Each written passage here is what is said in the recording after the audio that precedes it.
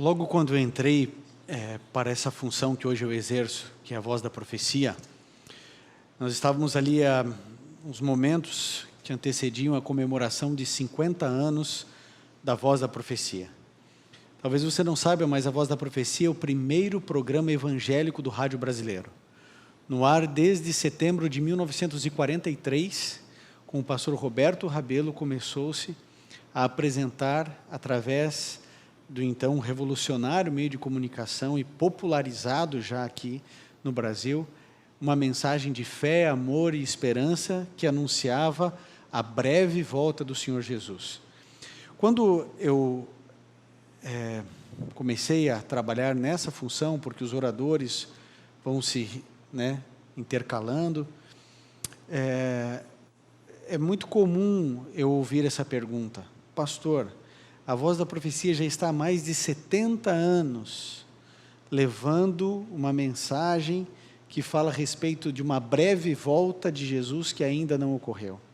E nos 50 anos comemorando o Arautos do Rei, porque o Arautos do Rei veio só 19 anos depois do início do programa de rádio, o Quarteto Arautos do Rei, eu estava fazendo a mensagem que eu iria apresentar naquela noite, e o Ailton Santana, que trabalha comigo, me trouxe esse pensamento: ninguém aguarda a volta de Jesus mais do que uma vida. Jesus não demorou, não está demorando há 2000 anos para voltar. Ninguém aguarda a volta de Jesus mais do que uma vida. E é exatamente isso. Cada um de nós está aguardando a volta de Jesus, o período de vida que temos. Talvez um pouco menos, porque há alguns anos a gente ainda nem tem tanta consciência assim das coisas. O fato é que a maior certeza que eu e você temos e que Jesus Cristo vai voltar é o fato de que foi o próprio Jesus quem declarou isso. Aquele que jamais mentiu, aquele que jamais falhou, aquele que jamais brincaria com uma coisa dessas, prometeu voltar. Dentro da Bíblia existem aproximadamente 2.500 passagens e referências falando a respeito da volta de Jesus. Essa é a mais linda e importante de todas as promessas da Bíblia, porque todas as mazelas humanas, todas as dores, todos os sofrimentos, as lágrimas, as angústias, todo o nosso desespero, toda a nossa maldade, tudo isso terá fim. E isso ocorrerá quando Jesus Cristo voltar a essa terra, nos revestir de imortalidade e de incorruptibilidade. A promessa que o cristianismo faz é essa. E ela tem peso, porque aquele que fez a promessa jamais quebrou uma promessa. Eu quero hoje apresentar para você, pela Bíblia, o que ela declara a respeito da volta de Jesus, como acontecerá e se estamos perto da volta de Jesus ou não. A Bíblia é muito clara nesse assunto. Eu selecionei alguns poucos versos, mas significativos e importantes, para que essa mensagem fique clara e seja simples para todos nós. Então, abra sua Bíblia no livro de Mateus, no capítulo 24. A gente vai explorar significativamente este capítulo. Aqui em Mateus, no capítulo 24, verso 36, é uma resposta de Jesus a uma indagação dos discípulos, porque eles queriam saber sobre os sinais dos tempos, quando o fim do mundo ocorreria, quando Jesus Cristo voltaria a essa terra. E Jesus Cristo ele vai falando sobre muitos sinais, muitas coisas que aconteceriam, mas nós lemos algo bem significativo no verso 36. A palavra do Senhor, ela declara assim, é Jesus Cristo falando: quanto ao dia e à hora, ninguém sabe, nem os anjos dos céus, nem o Filho, senão somente o Pai.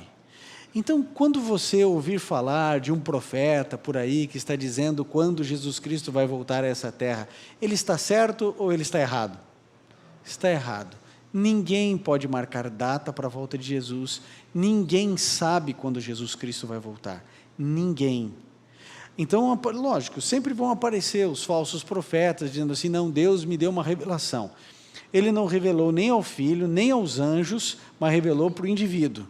E ele então marca uma data para a volta de Jesus, e é interessante, existem estudos, pesquisas, o indivíduo faz contas matemáticas, estuda as profecias, para tentar descobrir uma coisa que a Bíblia não revela. Então nós não sabemos quando Jesus Cristo vai voltar a essa terra. Isso precisa ficar claro para você na sua mente. A primeira base, Jesus Cristo disse, o dia, a hora, ninguém sabe. Ou seja, não me pergunte porque eu não sei.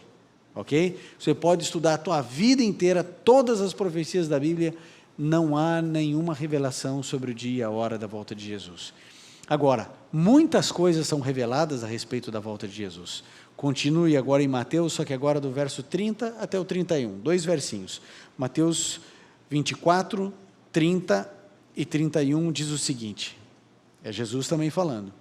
Então aparecerá no céu o sinal do Filho do Homem, e todas as nações da terra se lamentarão e verão o Filho do Homem vindo nas nuvens do céu com poder e grande glória.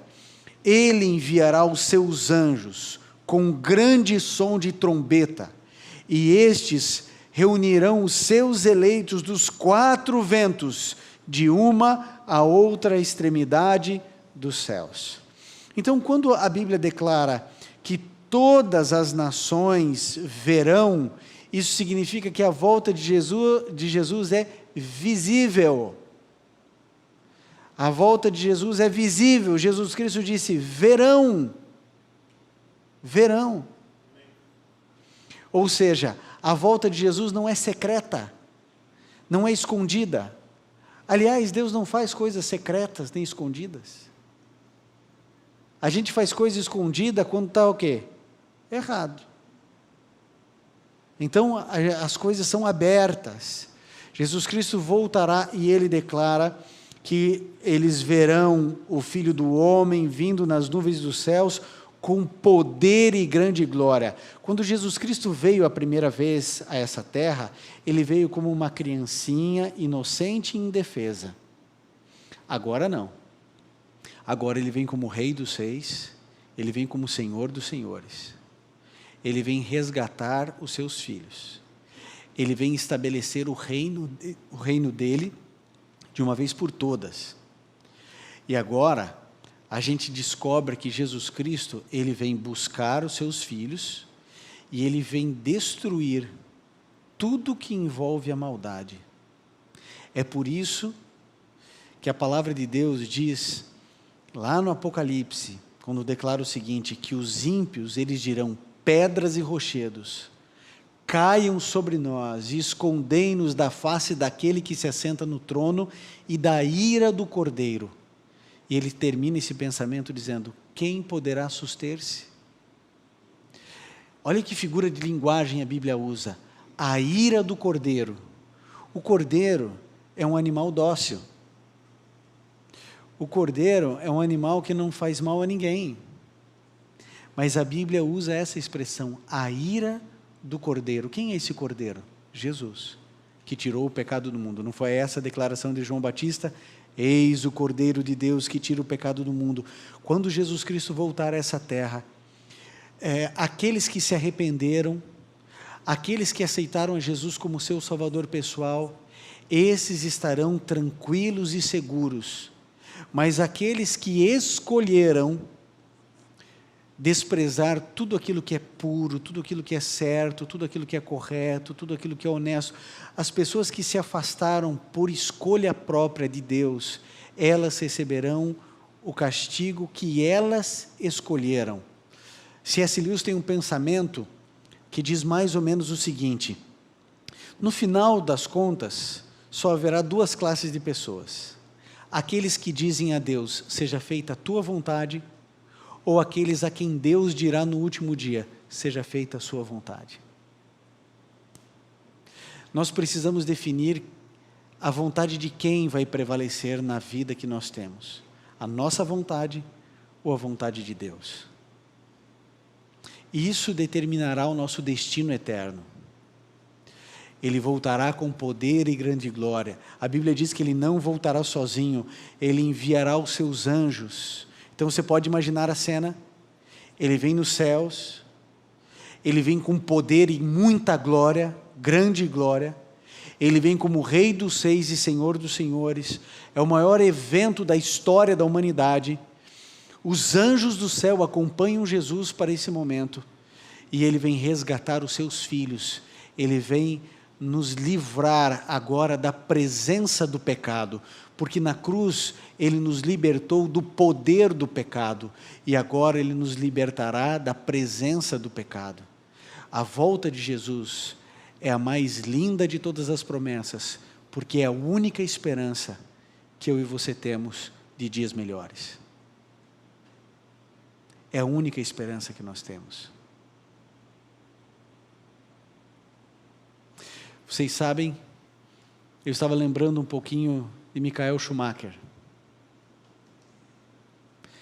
Ganhou 91 provas. Quantas poles ele fez na vida dele? Tantas vezes campeão. Hoje com 44 quilos. A esposa e a família têm que vender toda a fortuna que ele acumulou durante a vida para tentar mantê-lo vivo, sobrevivendo com a ajuda de aparelhos e vegetando. Uma piscada que se dê é a vitória do mês. Todas as coisas dessa vida aqui passam, amigo. Todas as coisas. Talvez alguns aqui tenham bastante dinheiro lá no banco. Talvez você tenha lido muitos livros. Talvez você tenha prestado concursos públicos e você tenha virado um concurseiro e você chegou onde você queria chegar. E hoje você mora muito bem, hoje você tem um excelente carro. Tudo passa. Um momento e a vida muda. Assim, ó. Não importa se você é atleta, não importa se você é um acadêmico de primeira, não importa quantos idiomas você fale, um momento e a vida se foi. Jesus Cristo é a única esperança que eu e você temos. A única. Jesus Cristo voltará com poder e grande glória. E Ele voltará de maneira universal. Veja que esse mesmo livro, o mesmo capítulo, só que agora no verso 27 diz, Mateus 24, verso 27, a palavra do Senhor declara, Jesus falando, porque assim como o relâmpago sai do Oriente e se mostra no Ocidente, assim será a vinda do Filho do Homem. Então, como um relâmpago que rasga o céu, e aparece em um lugar, e ele é mostrado até o outro lugar, do Oriente ao Ocidente, assim há de ser a vinda do Filho do Homem. A vinda de Jesus é secreta? Quando Jesus Cristo aparecer, todos verão. Eu quero apresentar para você mais um verso que reforça isso, para que você nunca acredite no que muita gente quer que você acredite, que a volta de Jesus é secreta, e que alguns só receberão a volta de Jesus. Então um indivíduo está aqui, e de repente você está dirigindo o seu carro, de repente você olha a placa de um carro, e vê que tem um adesivo dizendo assim, cuidado, em caso de arrebatamento, esse carro ficará desgovernado. Não foi relatado nenhum caso de arrebatamento por nenhuma autoridade de trânsito ainda no planeta. E não vai acontecer. Porque a volta de Jesus, ela é literal, pessoal, visível, audível. E o livro do Apocalipse, que é o texto que eu quero que você acompanhe comigo agora, declara isso de maneira absurda. Apocalipse 1:7. Declara a respeito da volta de Jesus o seguinte, Apocalipse 1:7, eis que ele vem com todas as nuvens, e todo olho o verá, até mesmo aqueles que o transpassaram, e todos os povos da terra se lamentarão por causa dele, assim será Amém. Aqui diz que todo olho verá. Então não vai existir o arrebatamento. Os textos usados para o arrebatamento secreto, que não tem base bíblica, são extraídos desse mesmo capítulo 24 de Mateus, que são correlatos, capítulo 21 de Lucas, Marcos 13. E ali diz assim: um estará no campo, um será levado e outro deixado. Por causa desse verso, criou-se uma teologia de que Deus vai arrebatar um e deixar o outro. Não acontecerá dessa forma.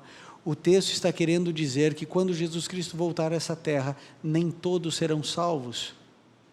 Infelizmente, alguns se perderão, não serão salvos. Mas não é porque Jesus não quis salvá-los, mas porque a pessoa escolheu não querer ir para o céu.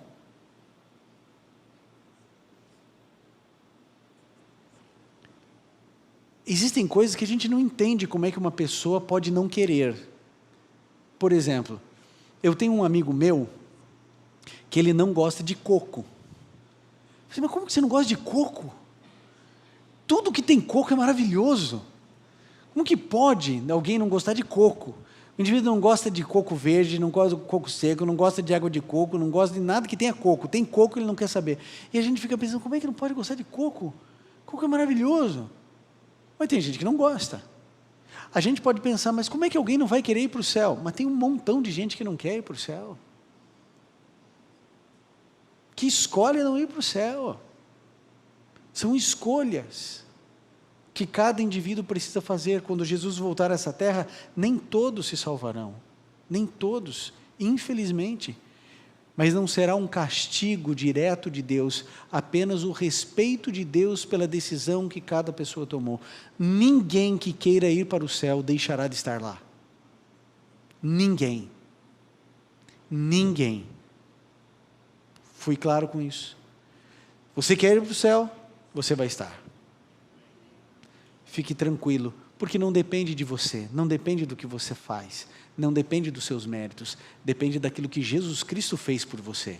E Ele foi vitorioso, e a vitória dele é imputada a você. Então, se Jesus Cristo venceu, se Ele não pecou, se Ele foi aceito junto ao Pai, se Ele cumpriu a penalidade do pecado, logo eu e você estamos em segurança e em paz. Jesus Cristo voltará a essa terra para resgatar todos aqueles que quiserem ir para o céu. Agora, será que estamos perto ou longe da volta de Jesus? Abra sua Bíblia, porque ela relata o que estará acontecendo nos últimos dias. No livro de 2 Timóteo 3, 1 a 5. 2 Timóteo 3, de 1 a 5.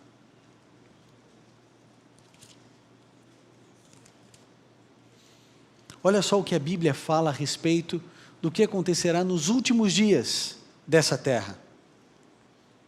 Saiba disso, a Bíblia quer que você saiba, que você tome conhecimento disso.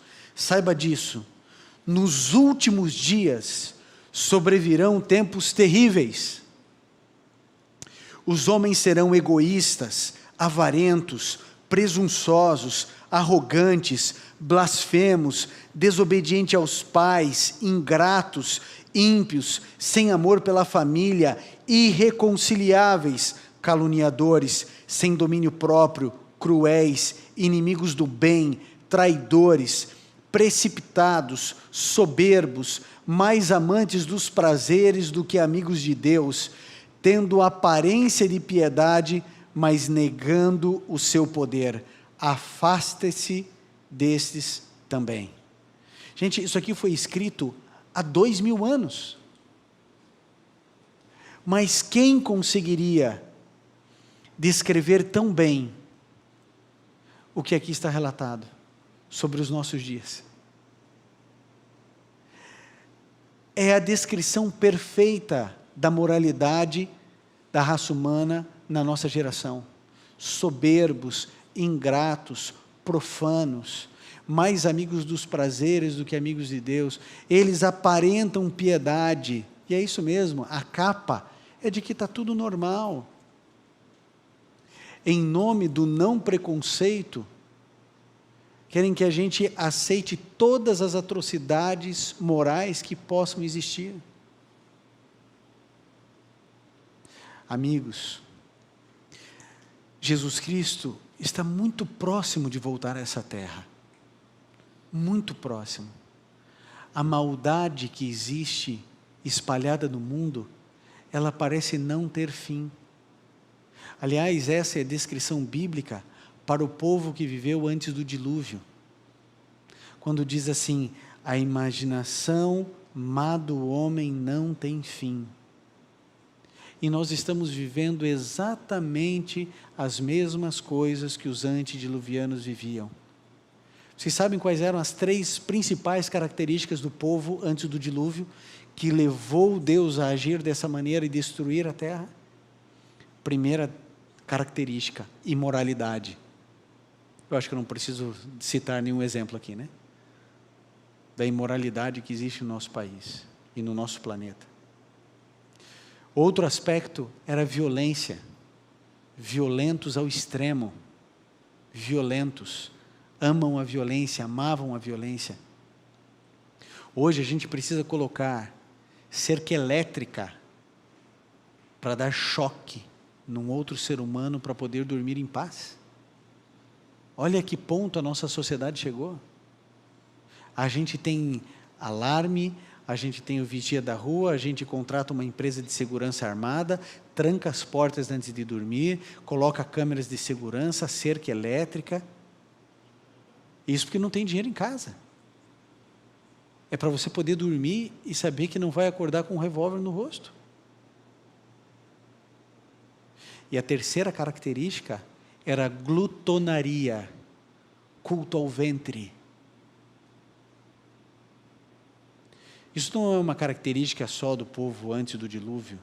Todas as gerações. Na Roma decadente, quando a arqueologia vai buscando algumas coisas, nas grandes festas de Roma, existia um lugar lá chamado vomitorium, onde as pessoas iam lá vomitar para poder caber mais comida.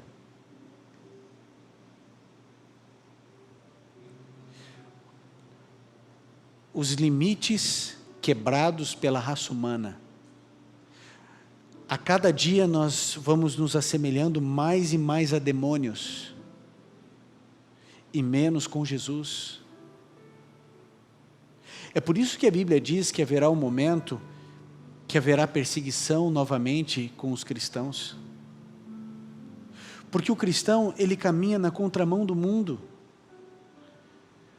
O cristão, ele não come o que os outros comem, ele não assiste o que os outros assistem, eles não falam o que os outros falam, não ouvem o que os outros ouvem, não falam o que os outros falam. Os cristãos, eles vão se tornando um povo muito estranho, diferente da sociedade. E cada vez mais as multidões, as turbas, farão o impensável. Quero lembrar a você de uma coisa. Quando você assiste documentários sobre a Segunda Guerra Mundial, você vai pegando um depoimento de alguém, um depoimento de outra pessoa, e eu me lembro do depoimento de uma senhorinha bem velhinha, e ela dizia assim, a gente não acreditava em campos de concentração. E o entrevistador disse, mas por que vocês não acreditavam que era possível? Eu falei assim, porque nós estávamos na década de 40, nós não estávamos na Idade Média. Ele falou assim, nós estamos vivendo a modernidade, o mundo jamais aceitaria campos de extermínio, era impensável, ninguém queria acreditar nisso, é boato de guerra. Não existem isso, não existem. Como hoje talvez seja impensável para você existir uma perseguição contra pessoas que seguem a Bíblia. Hoje para nós é impensável.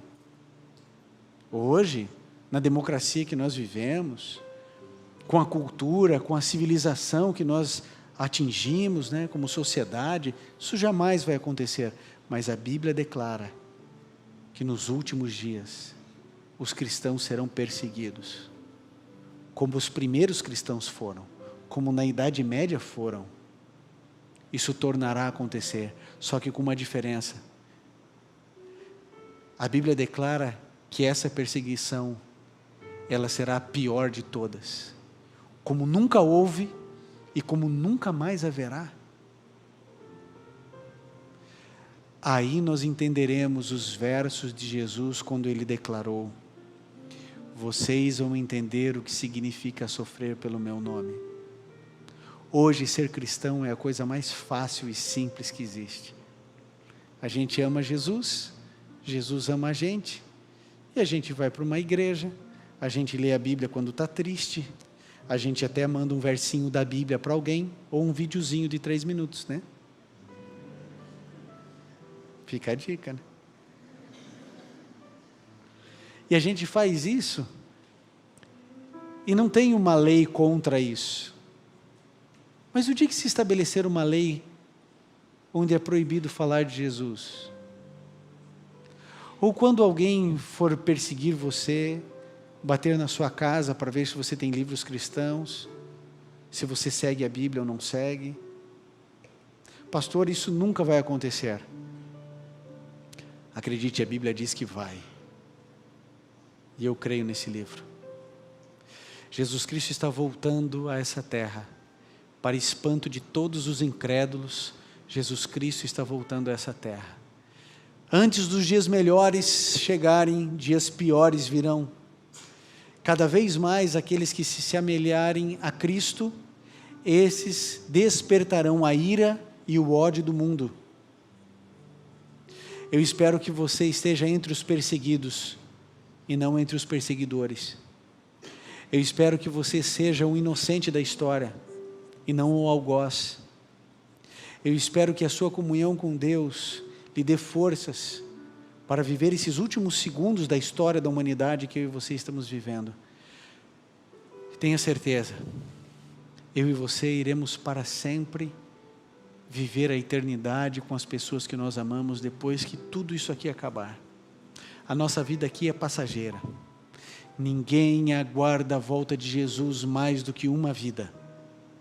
Esse é o período em que eu e você aguardamos a volta de Jesus. Por que Jesus não voltou ainda? Porque Jesus está esperando você se converter. Porque Ele não quer que você se perca. Ele quer que você se entregue. Pessoas precisam nascer de novo e bebês precisam nascer ainda. Se Jesus Cristo tivesse voltado há 100 anos, nenhum de nós existiria. E Jesus Cristo não quis passar a eternidade sem você. Por isso Ele está estendendo mais um tempo de graça, para que você tome a sua decisão. Para que você diga: Senhor, eu quero fazer de Ti o primeiro, o último e o melhor na minha vida. Eu quero morrer para a minha vida e eu quero que o Senhor nasça no meu coração. Eu quero que os meus pensamentos, os meus passos, dignifiquem o Senhor. E que eu esteja do lado da minoria. Porque a minoria na Bíblia sempre esteve certa. Se você está com a maioria, cuidado. Porque as maiorias sempre estiveram contra Deus. Em todas as ocasiões da Bíblia. E nos últimos dias não será diferente. Jesus Cristo disse: a porta é estreita. O caminho é apertado. Esse caminho, amigo, sangra os pés, machuca a gente, cansa. Esse caminho é ladeira acima. Mas Jesus Cristo nunca disse que seria fácil. Ele prometeu que o final valeria a pena. Amigo, trilhe o caminho, por mais duro e difícil que seja, por mais contrária à sua natureza. Faça a vontade de Deus, estude esse livro, cumpra o que está aqui dentro, siga o que está aqui dentro, é a sua única tábua de salvação. Passe tempo com esse livro, porque esse livro é um mapa que vai levar você e a sua família para a eternidade. falta pouco tempo para que cada um esteja posicionado. Não haverá mais troca de lugares.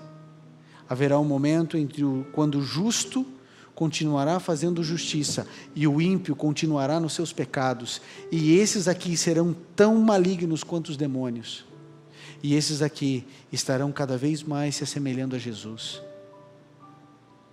Eu espero que você esteja no lugar certo quando tudo acontecer. É hora de pararmos de trocar de cadeira e tomarmos a decisão de estarmos no lugar certo. Que Deus abençoe você e a mim, que estejamos felizes quando Jesus Cristo voltar a essa terra. Vamos orar. Querido Pai, colocamos nossa vida em Tuas mãos. Nós sabemos que o Teu Filho Jesus voltará a essa terra, porque não faria sentido Ele morrer por nós e nos deixar aqui. Ele prometeu voltar e nós cremos que Ele está voltando. Pai, prepara o nosso coração para esse grande evento, para que possamos viver a beleza da eternidade, para que possamos receber a imortalidade, a incorruptibilidade, para que possamos passar a eternidade ao Teu lado e ao lado das pessoas que amamos. Salve-nos, Senhor, é o que pedimos em nome de Jesus. Amém.